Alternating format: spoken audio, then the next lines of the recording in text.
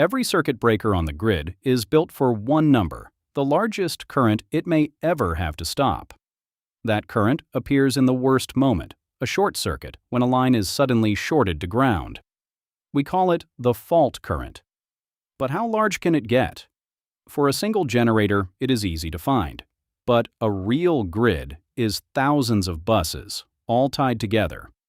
A bus is simply a connection point where lines and machines meet. So we need a way to find the fault current at any bus, without solving the entire grid by hand each time. The answer builds on the matrix from last time. It is called the bus impedance matrix, or Zbus. Start with what we already have, the Ybus, the admittance matrix. The Ybus answers one question. If we know the voltage at every bus, what currents flow? But a protection engineer asks the opposite. If a fault pins one bus to ground, how much current does the network pour in? So we need to run the relationship backward. Instead of finding currents from voltages, we need voltages from currents. In matrix terms, that means we invert the Y-bus. And the inverse of the Y-bus has its own name. It is the Z-bus, the bus impedance matrix. There is one honest catch before we can invert. The Y-bus, built from the lines alone, has no path to the ground. A matrix like that cannot be inverted. We say it is singular. But every real network has generators, and each generator behaves like a reactance, an opposition to sudden change, connected back to the common reference. We add those generator reactances into the Y-bus. Now, the network has a path to ground, and the matrix can be inverted.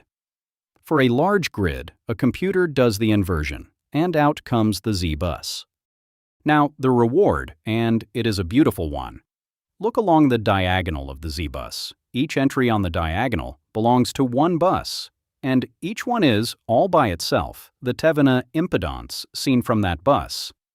Thévenin's theorem says any network of sources and impedances, looking in from two terminals, collapses to a single source behind a single impedance.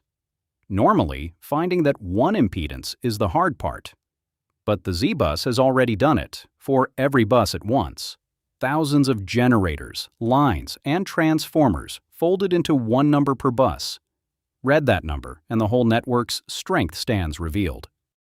So picture a fault at one bus. The entire network around it becomes just one source, the pre-fault voltage, behind one impedance, the diagonal value at that bus. A bolted fault shorts that source straight to ground. And the current through a shorted source is nothing but Ohm's law. The fault current equals the pre-fault voltage divided by that diagonal impedance. The pre-fault voltage is usually taken as 1 per unit, the normal operating level. So the fault current at any bus is just 1, divided by its own diagonal impedance.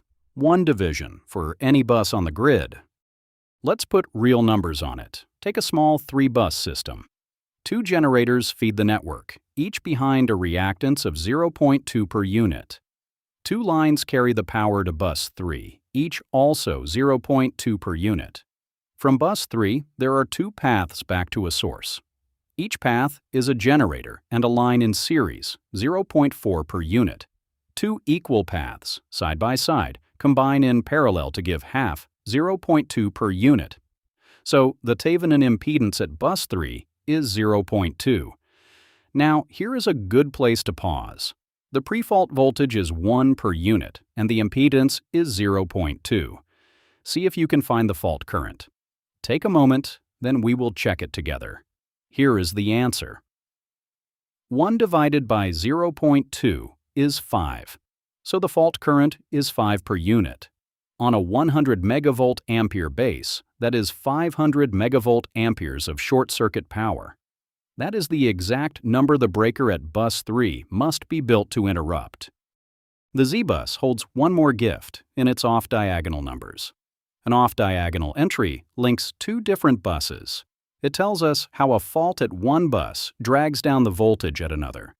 In our system, the link between bus 1 and the fault at bus 3 is 0.1 per unit, with 5 per unit of fault current flowing. That pulls bus 1 down to half of its normal voltage. So a fault is never truly local. It casts a footprint of low voltage across the network. Engineers use that footprint to coordinate every breaker so that even distant ones respond correctly. So, the Z-bus and fault current. The Z-bus is the inverse of the Y-bus. Each diagonal number is the Thévenin impedance seen from that bus, the whole network in a single value. A three-phase fault current is simply the pre-fault voltage divided by that diagonal. That is plain Ohm's law. The off-diagonal numbers show how far a fault's voltage dip will reach. So, one matrix gives the fault current and the breaker rating at every bus on the grid. That is how protection engineers size the whole system at once. If this made it click, please subscribe, and I will see you in the next one.